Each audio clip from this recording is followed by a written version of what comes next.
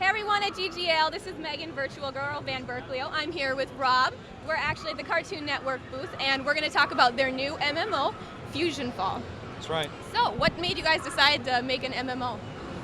Well, I'm a big fan of the genre, obviously, and I think that moving forward it's becoming such a huge social space for all ages, and we kind of looked around and based on the properties that we currently have, Cartoon Network brands and IPs from back before and current, it just seemed like a really good next step for us as a company. So what is your age demographic then? The same demographic that actually watches the shows during the day, so it's about 8 to 14, boys and girls. What kind of characters do you have coming in then? Well, we've got quite a few that we can tell you about and a whole lot more that we can't. Right off the top of my head, we've got, for example, we're touching the Powerpuff Girls, we've got Foster's Home and Kids Next Door there, and then we've got on the other machines, we have a couple more. Ben 10, of course, is a classic example. Can you tell us a little bit more about the story? Yeah, okay, certainly. So it's in this particular world, Cartoon Network universe, all the Cartoon Network characters live together, somewhat in harmony. But as we've got a big bad guy, if you look at the sign here, it's a big giant planet. It's Planet Fuse, and it absorbs other planets. And its next target is us. So you've been called upon to help the Cartoon Network universe and its characters to fend off this guy.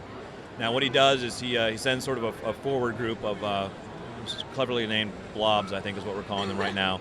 But they basically begin the act of terraforming and preparing their planet to be absorbed. And what ends up happening is you see these little green globs that'll hit the ground, and then they'll sort of take a look around and how they can fit in as they begin to terraform, and they'll take on parts and pieces of the areas around them. So we'll see sort of this mixed match of bad guys with green goo sort of holding them together. And when you defeat them, they break into smaller pieces and utilize that. That's neat.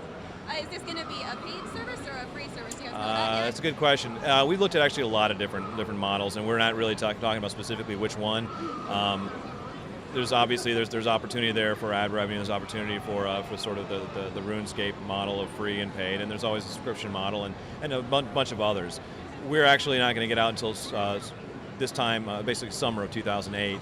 So by then we'll have a much better idea. So we have here is your avatar, which is going to be again boy or girl. In this particular case, this client is a young lady here, and we'll get sort of as far as clothing and what's customizable in your avatar, it's pretty much head to foot. So it's anything from the face to the hair to the shirt, the pants, feet.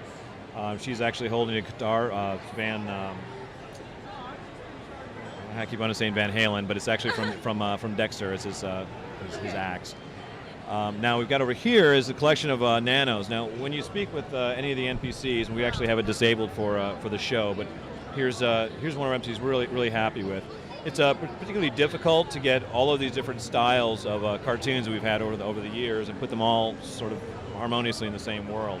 So we've opted for sort of an anime style. Now Ben doesn't actually look like he changed all that much, but if you look over here, what we've done is, if you're familiar with this show, this is Dexter from Dexter's Lab. He's a little older, he's a little cooler, and he also fits in the same style because, of course, the original cartoon is a little short guy with a big nose.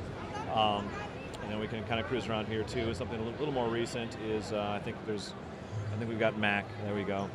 So Mac again from Foster's Home is a short little guy, but again to put them all in the same style, that's what Mac looks like nowadays. So that's showing off the multiplayer aspect. That's one of the players behind us running around.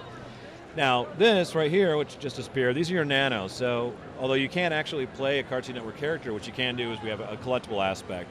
And as an example here, three of the nanos that you may want to collect. We've got Eduardo, and then they're showing Samurai Jack.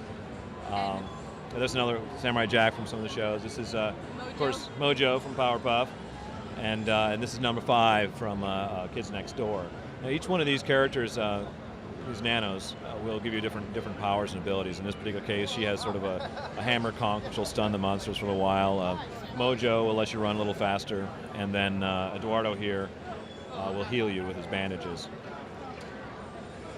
So with their help, you go out and basically help defend the Cartoon Network universe from Lord Fuse and Planet Fuse. Cool. Well, thank you very much for your time. Absolutely. All right. Thanks very much for coming. Thank you. Back to you guys.